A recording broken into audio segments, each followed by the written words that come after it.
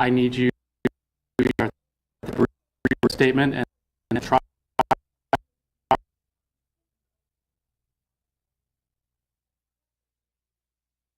Have a ton of answers at this point. On October 2016, 2020, at approximately 11 a.m., officers of the Whitewater Police Department took Yefferson to custody. Officers initially spotted Guzman Rodreguez in the 900 block of Highland Street, and he immediately fled on Guzman Rodreguez on foot and took him into custody in the 100 block of South Prince Street. And attempts to take him into custody and successfully deployed, ending the pursuit. Whitewater Unified School District staff were notified immediately that the suspect was approaching the area of Lincoln Elementary. The school Good Monday afternoon of the path Guzman Rodreguez ran to ensure that no weapons were found Yes, in the area. it's Monday. Good Monday afternoon, everyone. I'm Eliana Schreiber with NBC 15 News. We are following breaking news this afternoon about an armed suspect who was caught in and captured in Whitewater. We are actually getting an update right now from the city of Whitewater, so I want to take you right to the press conference so we can take a listen in. Kidnapping, false imprisonment, first-degree recklessly endangering, substantial battery, strangulation, disorderly conduct, resisting an officer.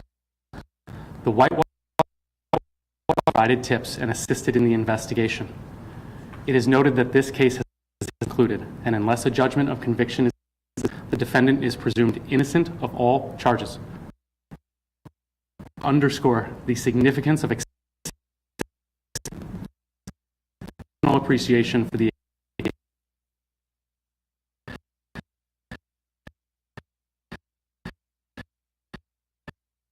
department.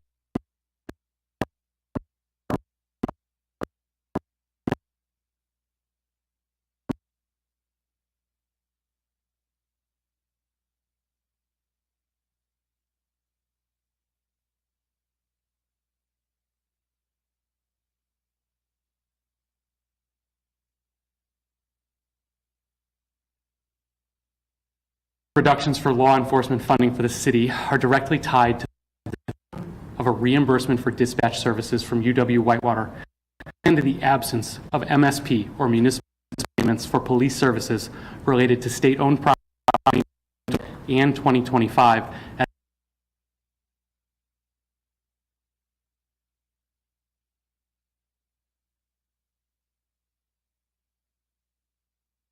services. We will the opportunity that a presence of a thriving university and increasingly diverse population offers, because it is fundamental to our mission.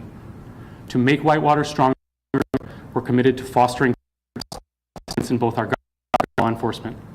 This commitment manifests in some of our new technology, such as license plates and drone technology. To this, we add increased calls for man has not changed since 2008.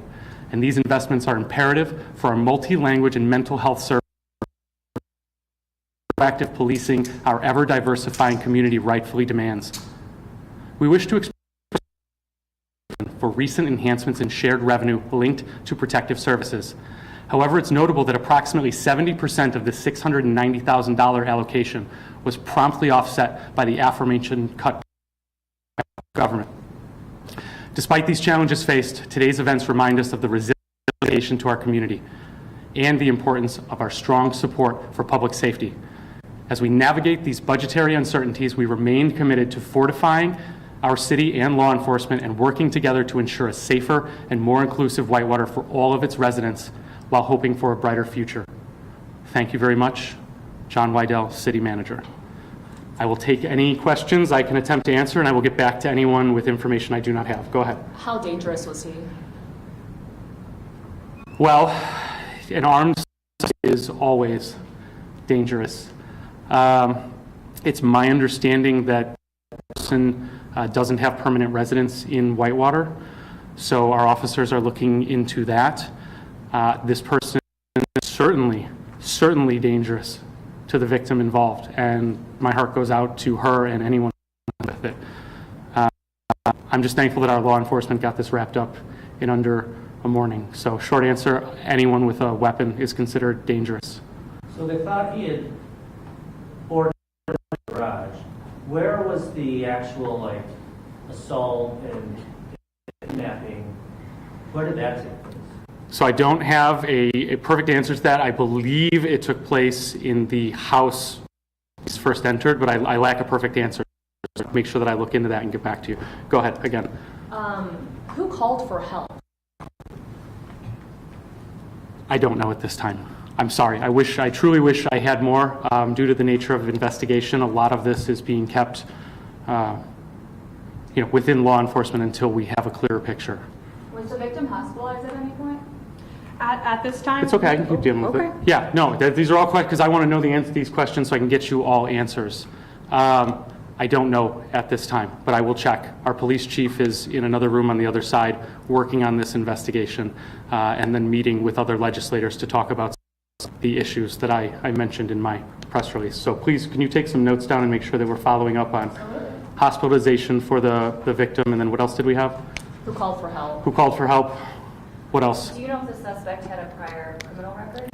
I don't, but I'm certain that's something that's going to be coming out soon.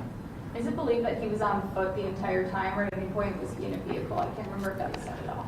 That I believe I can't answer, and I believe it's presumed that he was on foot or had access to a bicycle, but at no time did we think that, unless being picked up by someone, did we think that vehicle was an option.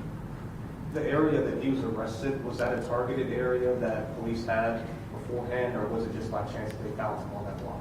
Because I know that... This I can speak a little to without having too much detail. I can tell you one of our officers had an idea of where go based on prior interaction. Based on that information, law enforcement moved forward, and it seemed from indications that was what was successful in the suspect. How long was she there for, kidnapped for? So I only have what's in the press release, but multiple days from my understanding. Any clarity on their relationship, domestic? No. Sorry. And again, please take all this down. These are things we will look to clarify. As I spoke to in my press, is something that is growing isn't the right word, but these types of activities in Whitewater are becoming more frequent and certainly more frequently reported on, and we'll get better at reporting these instances as we go forward. How often is a suspect? Recently, seems like a week. What I can being particularly judgmental about country of origin or anything like that, we're experiencing a large influx of asylum seekers and immigrants from South America and Mexico. And that with it brings certain inherent challenges and risks. I would point to just, I think it was last week, we had a known felon who was arrested for stolen weapons. So I think it runs the gamut. And certainly I think the larger issue we're trying to front of is how to stay safe with our policing in an environment where we're able to increase our since 2008.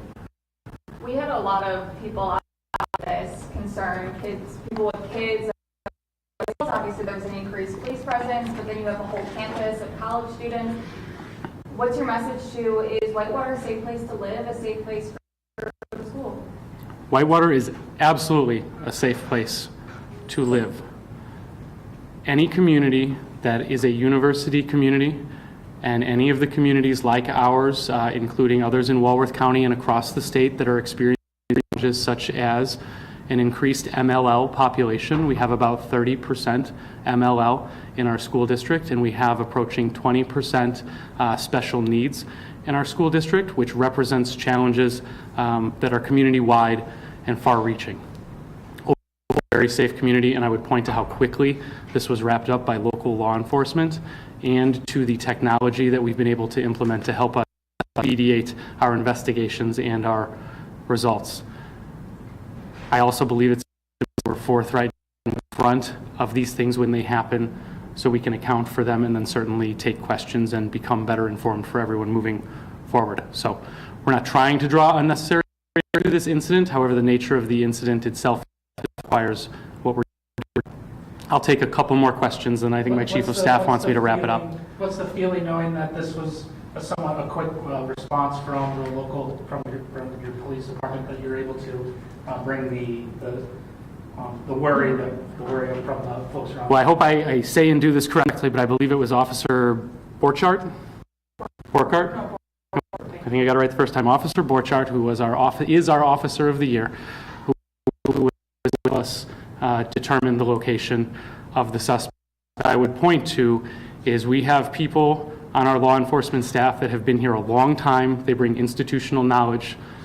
They bring that credibility, and most importantly, they bring an understanding of our community that makes our citizens safer.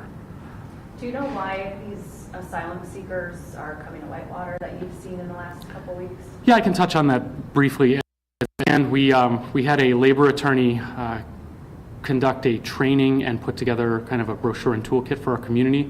And it's our understanding that there's a sponsorship component, meaning the ability to move through some of these programs require that you have someone established here that can essentially vouch for you or where you will be in your living arrangements. So it tends to be that families or friends will use one another as references until they can become established and find residential housing and jobs elsewhere. I just want to follow up to that. Yep. Do you know if this suspect was an asylum seeker? I have no idea. Okay. None. I'll take one more if you got it, otherwise we'll call it. Do we know if the suspect or the victim had any connection or relation to the university or the high school, seeing that the suspect was 18? Do we know that? I do not, but we'll look into that. I think if you're bringing the school into it, I think that was more a product of the direct suspect chose to flee as opposed to any direct connection otherwise. Okay, I want to thank you all for your time. Thank you. Appreciate it. Thank you. Additionally, if anyone has any follow-up questions, I ask that you email me. I gave out my card. You can feel free to call my office line or email. That is all. Thank you all so much for coming. Really appreciate